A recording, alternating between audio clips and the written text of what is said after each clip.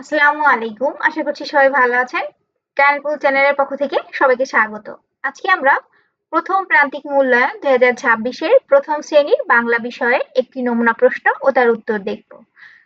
এই ভিডিওটি সম্পূর্ণ দেখলে প্রথম শ্রেণীর বাংলা বিষয়ের প্রশ্ন কিভাবে আসবে এবং উত্তর কিভাবে লিখতে হবে সম্পূর্ণ ধারণাই পেয়ে যাবেন। প্রথম শ্রেণী থেকে পঞ্চম শ্রেণী পর্যন্ত সকল বিষয়ে সকল নমুনা প্রশ্ন উত্তর সহ পাওয়ার জন্য চ্যানেলটি সাবস্ক্রাইব করে পাশে থাকবেন। তাহলে আজকে আমরা দেখব প্রথম শ্রেণীর বাংলা বিষয়ের একটি নমুনা প্রশ্ন। সময় 1 ঘন্টা। ইনবক্স এবং কমেন্টে পাওয়া অনেক অনুরোধের সম্মান জানাতেই অবশেষে শুরু হচ্ছে আমাদের প্রথম অনলাইন গাইডিং ব্যাচ। ইউটিউব ভিডিওতে শেখা যায় ঠিকই, কিন্তু সরাসরি প্রশ্ন করার সুযোগ থাকে না। তাই আপনাদের বাচ্চাদের ছোট ছোট সব সমস্যার সমাধান আর জিজ্ঞাসার উত্তর দিতেই লাইভ ক্লাসের এই উদ্যোগ। রেজিস্ট্রেশন লিঙ্ক প্রতিটা ভিডিওর ডেসক্রিপশনে থাকবে, লিঙ্কে গিয়ে ফর্ম পূরণ করে নিতে পারেন। তারপরে আমরাই যোগাযোগ করব। পূর্ণমান 50, অর্থাৎ 50 নম্বরের পরীক্ষা হবে।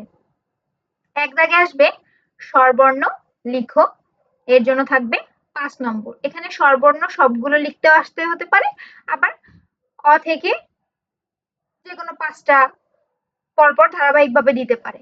তো আমি সবগুলোই দিয়েছি, যে সবগুলো প্র্যাকটিস করলে এর মধ্যে থেকে অবশ্যই কমন পড়বে।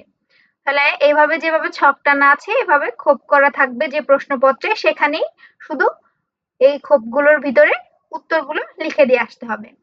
তাহলে আমরা লিখব অ, আ, হ্রস্ব ই, দীর্ঘ ই, হ্রস্ব উ, দীর্ঘ উ, ঋ, এ, ঐ, ও, ও।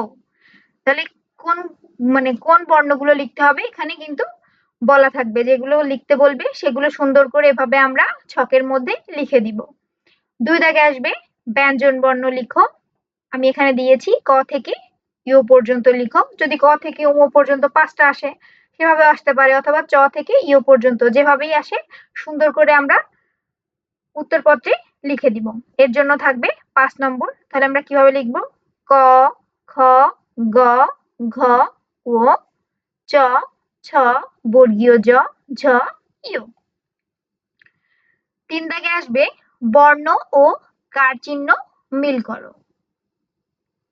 এখানে 5টিতে প্রতিটিতে 2 নম্বর করে, 5 2 10 নম্বর। তাহলে এপাশে আছে বর্ণ আর এপাশে আছে কার চিহ্ন। প্রথমে আছে আ, তাহলে কার চিহ্ন আকার কোথায়? এইটা। তাহলে এভাবে আমি যেভাবে দাগ টেনে মিল করেছি এভাবে সুন্দর করে কলম দিয়ে মিল করে দিবে। তারপরে আছে হ্রস্ব ই, তাহলে হ্রস্ব ইতে রশ্মিকার, এভাবে রশ্মিকারে মিল করবে। তারপরে আছে দীর্ঘ ই, এই যে দীর্ঘ ইতে দীর্ঘিকার, এটা মিল করে দিবে। হ্রস্বকার হ্রস্বর সঙ্গে এভাবে মিল করবে।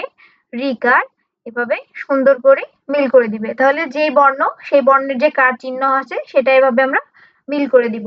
এই 5টির জন্য থাকবে 10 নম্বর।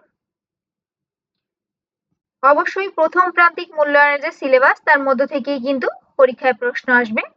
তারপরে 4 দাগে কি আসবে আমরা দেখি। পরের বর্ণটি লিখো। এখানে পরের বর্ণটি লিখেও আসতে পারে, অথবা আগের বর্ণটি লিখো। তাহলে আমরা কি লিখব? ক, এরপর এখানে ফাঁকা ঘর ছিল, যেগুলো আমি সবুজ রং দিয়ে পূরণ করেছি সেগুলো আসলে ফাঁকা ছিল, আমি উত্তর বোঝার সুবিধার্থে করে দিয়েছি। তাহলে ক, এরপরে ফাঁকা ঘর, অর্থাৎ পরের বর্ণ লিখতে বলেছে, তাহলে এখানে আমরা লিখব খ। তারপরে গ, এরপরে ফাঁকা ঘর, এখানে আমরা লিখব ঘ।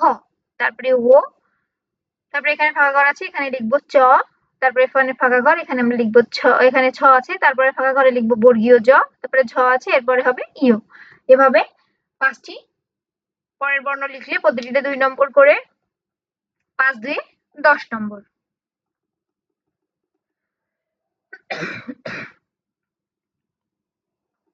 5 দাগে আসবে ফাঁকা ঘরে কার চিহ্ন বসিয়ে শব্দ তৈরি করো। এখানেও 5টির জন্য প্রতিটিতে 2 নম্বর করে, 5 2 10 নম্বর। তাহলে চ, তালব্য স, ম দেওয়া আছে, এরপরে ফাঁকা ঘর, এখানে কি হবে? আকার। তাহলে এখানে আকার লিখে দিবে। তারপরে আছে ঘ, এরপরে ফাঁকা ঘর, এখানে আমরা লিখব দীর্ঘি, ঘ দীর্ঘিকারে ঘি। তারপরে আছে ক, গ, বর্গীয় জ, এখানে যে ফাঁকা ঘর সেখানে আমরা লিখব আকার। তারপরে আছে গ অন্তঃস্থ ন, এখানে যে ফাঁকা ঘর সেখানে হবে আকার, নয় আকার, গয়না। তারপরে খ, ফাঁকা ঘর অন্তঃস্থ, এখানে হবে ক্ষয়কার অন্তঃস্থ, খায়। ঠিক আছে?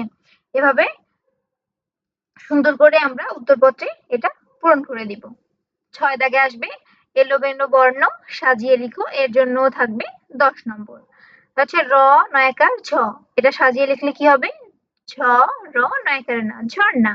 তারপর হচ্ছে তৈরস্যু রি, এটা যদি আমরা সাজিয়ে লিখি তাহলে হবে ঋতু। তারপরে আছে ডয়বিন্দু র ঘরস্যু রস্যিকার, এটা আমরা সাজিয়ে লিখলে হবে ঘরস্যু ডয়বিন্দু রশ্মি, ডয়বিন্দু র রশ্মি কি হবে? ঘুড়ি। তারপর আছে ল আর জ, এটা সাজিয়ে লিখলে হবে জ আর ল জল। তারপর আছে ম ক ল, এই তিনটিকে সাজিয়ে লিখলে হবে ক ল ম কলম। এভাবে আমরা সুন্দর করে উত্তরগুলো করব। তো এই হচ্ছে মোট 50 নম্বরের পরীক্ষা। প্রশ্ন কাঠামো আমি যেভাবে দিয়েছি এভাবেই আসবে এবং প্রথম প্রান্তিক মূল্যায়নের যে সিলেবাস তার মধ্যে থেকেই পরীক্ষায় প্রশ্ন আসবে।